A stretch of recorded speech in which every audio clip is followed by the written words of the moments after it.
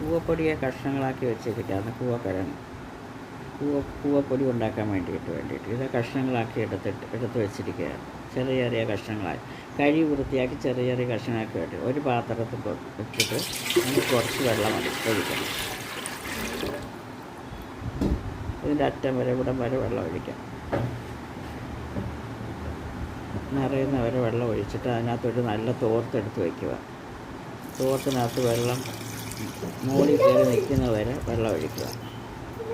വെള്ളം ഒഴിച്ച് വെച്ചിട്ട് മിക്സി എടുത്തിട്ട് ഈ കഷ്ണങ്ങളെല്ലാം കുറച്ചായിട്ട് വാരിയിട്ടിട്ട് അരയ്ക്കണം. മിക്സ് ചെയ്തിട്ടിട്ട് കുറച്ച് വെള്ളം ഒഴിക്കണം.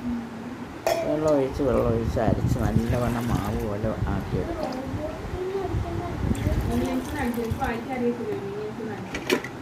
വെള്ളം ഒഴിച്ച്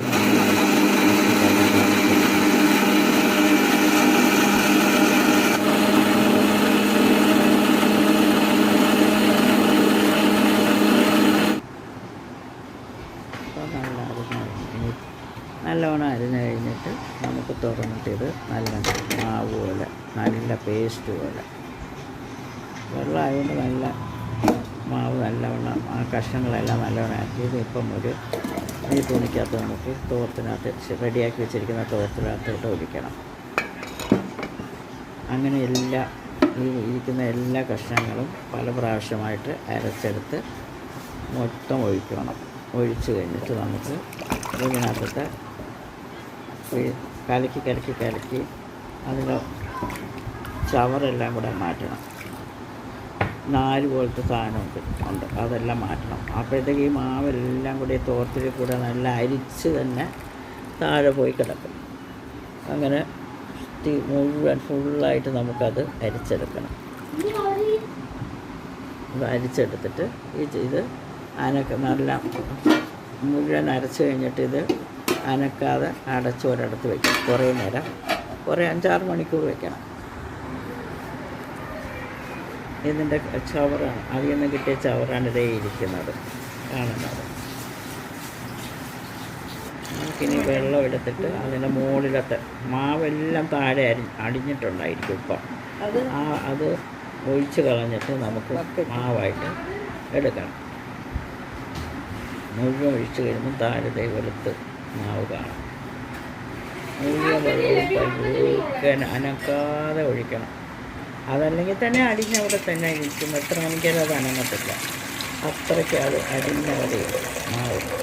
വെള്ളം മാത്രമേ ഈ വെള്ള മാവാണ് കാണുന്നത്. മാവാണ് വെളുത്തതേ കാണുന്ന മാവാണ്. അത് എത്ര കമത്തിയാൽ ആ മാവ് അവിടെ തന്നെ ഇരിക്കും.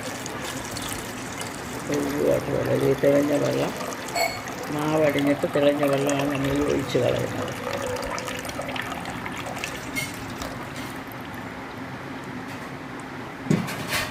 ഇത് ഈ കാണുന്നത് പൂവപ്പൊടിയാണ്. നല്ല പ്യുവറായിട്ടുള്ള ഒരു ചേരുവയില്ലാത്ത പൂവപ്പൊടി നമുക്ക് വീട്ടിൽ തന്നെ ശരിയാക്കിയെടുക്കാം. പിള്ളേർക്കെല്ലാം നല്ല തീരെ ചെറിയ പിള്ളേർക്ക് വരെ കുഞ്ഞു പിള്ളേർക്ക് വരെ ഈ മാവാണിത്. ഇതിനി നമ്മൾ ഈ മുറം എടുത്തിട്ട് വെയിലത്ത് വയ്ക്കണം. വെയിലത്ത് വെച്ച് ഉണക്കണം. മുറത്തിലിടണം. അപ്പോഴത്തേക്ക് എന്താ വെയിൽ പോയി. ഇപ്പം ഇത്രയും നേരമായപ്പോൾ വെയിലിൻ്റെ ശക്തി കുറഞ്ഞു. അതുകൊണ്ട് ഇതെല്ലാം കൂടെ ഞാൻ എടുത്ത് ഒരു പാത്രത്തിലാക്കി ഫ്രിഡ്ജിൽ വെക്കാൻ പോവുകയാണ്. എന്നിട്ട് നാളെ രാവിലെ എടുത്തിട്ട് അത് ഒരു മുറം എടുത്ത് അതിനകത്ത് മുറത്തിൽ നിരത്തി വെയിലത്ത് വെക്കാനാണ് വിചാരിക്കുന്നത്. ഇതിപ്പോൾ എല്ലായിടത്തും ഞാനൊരു പാത്രത്തിലാക്കിയിട്ട്, അല്ലെങ്കിൽ വെളിയിൽ വെക്കുവാണെങ്കിൽ അത് വളിച്ചു പോകും. അതുകൊണ്ടാണ് ഞാൻ ഉടനെ എടുത്തൊരു പാത്രത്തിലെടുത്ത് ഫ്രിഡ്ജിൽ വയ്ക്കുന്നത്. ഫ്രിഡ്ജിൽ വെച്ച് കഴിഞ്ഞിട്ട് അത് പിറ്റേ ദിവസം രാവിലെ എടുത്തിട്ടാണ് ഞാൻ അത് ഉണക്കുന്നത്. വെളിയിൽ തന്നെ വെക്കുകയാണെങ്കിൽ അതിന് ഒരു വളിച്ച പന്ന ചുവ വരും. ഇതിന് മുറം എടുത്തിട്ട് ഇപ്പോൾ ഫ്രിഡ്ജിലിരുന്ന മാവെടുത്ത് പാത്രത്തിലിരുന്ന മാവെടുത്ത് ഇതിനകത്ത് കൊട്ടിയിട്ട് നമുക്ക് ഉണങ്ങാൻ പറ്റും. 2-3 ദിവസത്തെ മാവാണിത്. ഫ്രിഡ്ജിൽ വാരി വെച്ചിരുന്ന മാവ്. അത് കുടഞ്ഞിട്ടിട്ട് നമ്മൾ കട്ടയായിട്ടിരിക്കും. അത് നല്ല പൊടിച്ചിട്ട് നമുക്ക് വെയിലത്ത് വയ്ക്കണം.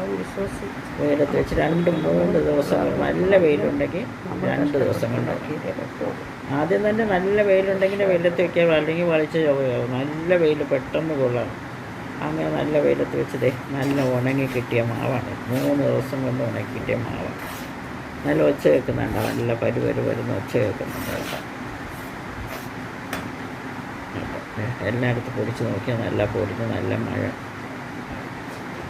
ഈ പൊടി നമുക്ക് ആവശ്യത്തിന് നമുക്ക് പൊടി കിട്ടിയിട്ടുണ്ട്. ഇനി ഈ പൊടി എടുത്തിട്ട് ഒരു സിപ്ലോ കവർ എടുത്ത് അതിനകത്താക്കി സൂക്ഷിച്ച് വെച്ചാൽ മതി. ആവശ്യത്തിനെടുത്ത് ഉപയോഗിക്കാം. ഞാൻ പിന്നെ സിപ്ലോക്കിലിട്ട് ഞാൻ കവർ ഫ്രിഡ്ജിൽ തന്നെയാണ് വയ്ക്കുന്നത്. ആവശ്യത്തിന് കുറച്ച് എടുത്തിട്ട് ഉപയോഗിക്കും. ഒരു വർഷത്തിന് ആവശ്യത്തിനുള്ള പൊടി എനിക്ക് കിട്ടുന്നുണ്ട്. ടെറസിലാണ് ഞാൻ കൃഷി ചെയ്തിരിക്കുന്നത്. അതിൽ നിന്നാണ് എനിക്ക് ഇത്രയും പൊടി കിട്ടിയത്, പൂവപ്പൊടി കിട്ടിയത്. പിള്ളേർക്ക് ധൈര്യമായിട്ട് നമുക്ക് കാച്ചി കൊടുക്കാം. ചെറിയ പിള്ളേർക്കും നമുക്കും ആവശ്യത്തിനെല്ലാം കൊടുക്കും. ഇത് നല്ലതാണ് എല്ലാവർക്കും, സ്ത്രീകൾക്കൊക്കെ ഇത് നല്ലതാണ്. ഈ അസ്ഥി ഉരുക്കം പോലുള്ള രോഗങ്ങൾക്കൊക്കെ ഇതിൻ്റെ